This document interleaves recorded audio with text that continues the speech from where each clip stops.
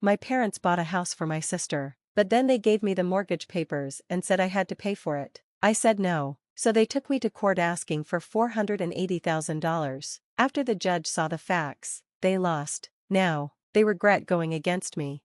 Hi Reddit, I'm Alina, 29 years old. I used to think family meant protection, support, and fairness. I believed that even when things started to go wrong, I thought it was just stress, or favoritism, or bad timing. But now, I understand that sometimes the people who betray you aren't strangers. They are the ones who raised you, celebrated your birthdays, and hugged you after big moments. And sometimes, they hurt you while still pretending to care.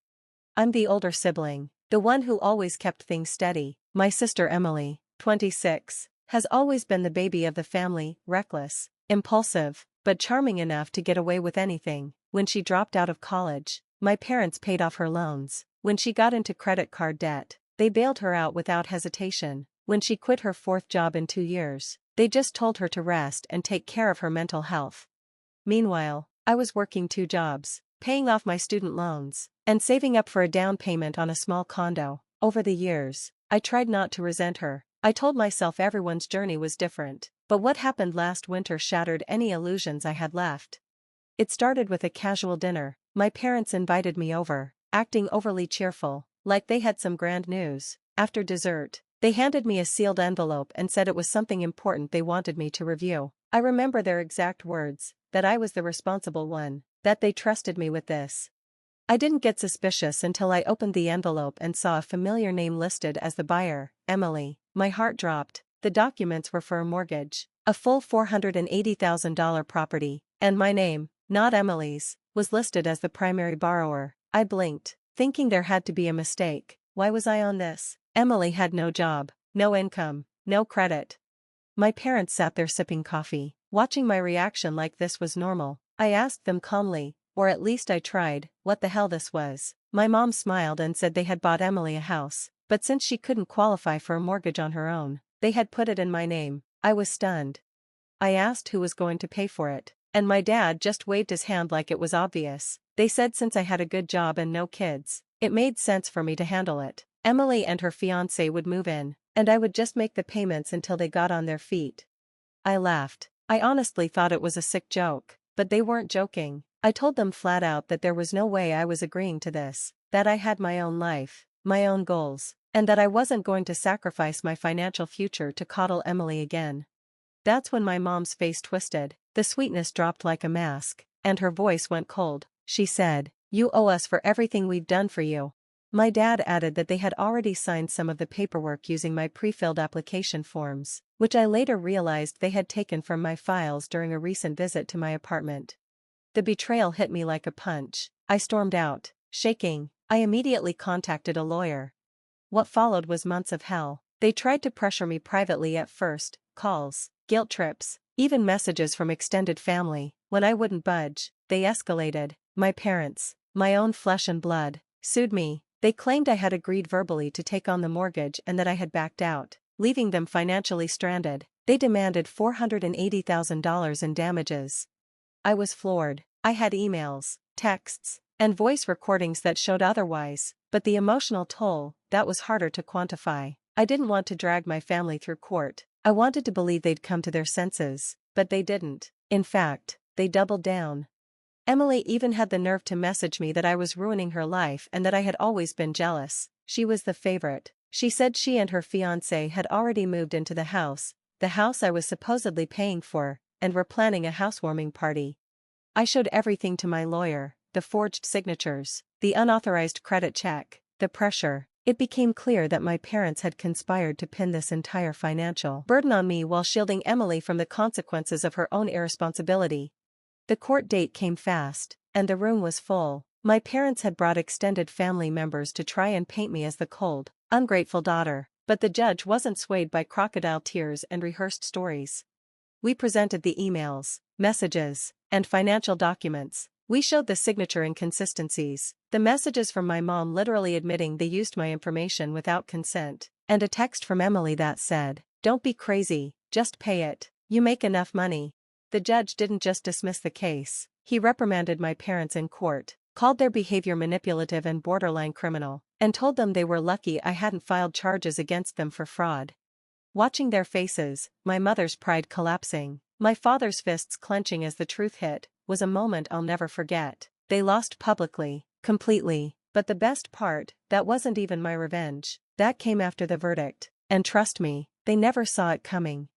After the verdict, everything changed, but not in the way my parents expected. They thought the court loss would be the worst part. They had no idea I had barely begun. First, I filed for a restraining order against both of them. I showed the judge the barrage of voicemails, text messages, and emails they sent me in the days after the hearing, threats disguised as pleas, emotional blackmail dressed up as concern. I had spent my whole life being the buffer between them and the real world. Not anymore. The restraining order went through in under a week. I didn't want contact, and I certainly didn't want them anywhere near me or my finances again. Then came the financial fallout, the mortgage they tried to stick me with, the one under Emily's name but faked with my details. Since it was all fraudulent and proven in court, the bank was now investigating them for attempted mortgage fraud. Turns out submitting loan applications using someone else's information without authorization is a federal offense. They were questioned separately, and the story fell apart fast. My father tried to claim it was all my mother's idea. She blamed Emily. Emily tried to say it was a misunderstanding. Meanwhile, Emily and her fiancé were living in the house my parents bought illegally with fake paperwork. When the fraud came to light, the bank froze the title and initiated repossession proceedings. They gave Emily and her fiancé a deadline to vacate, but Emily, being Emily, refused. She went on some self-righteous tirade about how she had the right to stay, how the system was against her, how I was a traitor. She even filmed a video of herself crying in the empty living room, blaming me for ruining her future. She posted it online and tagged half our family. What she didn't realize was that the footage included the paperwork from the bank taped to the door, clear evidence that the house was never legally hers to begin with. She was evicted 2 weeks later. And while all that was happening, I took things one step further. I emailed every extended family member who had called me cold, who had messaged me accusing me of breaking up the family. I sent them the full story, copies of the court verdict, screenshots of the texts, even a photo of the forged signature they tried to pass off as mine. I exposed every bit of their manipulation. Some apologized, most just went quiet, but the ones who mattered, my Uncle Daniel, my cousins on my mom's side, my godmother, reached out and said they had no idea it had gone that far. They told me I was brave for standing up to it. I don't know if I felt brave. Mostly, I just felt exhausted, but something had shifted. For the first time in my life, I wasn't just enduring their toxicity, I was fighting back. Then the final nail in the coffin, I sold the story. A friend of mine from college now works with a mid-level media outlet that covers family legal disputes, especially bizarre court cases involving fraud. She pitched the story, a woman sued by her own parents for refusing to pay her sister's mortgage, and they ate it up. I gave them everything, the redacted documents, my perspective, the emotional toll, even the fallout after the court decision. They ran it as a feature. It went viral. The headline alone sent shockwaves.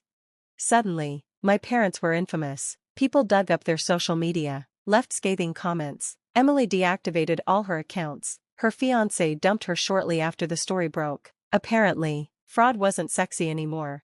My parents tried to spin it like I had betrayed the family's privacy. My response: you tried to rob me of $500,000 and dignity. You don't get to talk about betrayal. I moved apartments, changed jobs, built a life with people who knew the real me, not the daughter they thought they could use and discard. And slowly, I felt myself breathing again without their manipulation, their guilt, their warped version of love weighing me down. Last I heard, my parents sold their house and moved to a smaller town. Emily's back at home with them, trying to pick up the pieces, but that's no longer my concern. They taught me something, not about love, but about limits. That love without respect is manipulation, that blood doesn't mean loyalty, and that sometimes, cutting people off isn't cruel, it's survival. They thought I would give in, like I always did. They expected me to be the good daughter, take the debt, feel guilty, and be ashamed, but this time, I didn't give up. I ended things completely, and I felt strong while doing it. They went to court thinking they had me trapped, but after the judge made the decision, they were not just embarrassed, they were scared. For the first time, they saw I was finished being the obedient daughter. Now, I was the one they had to face.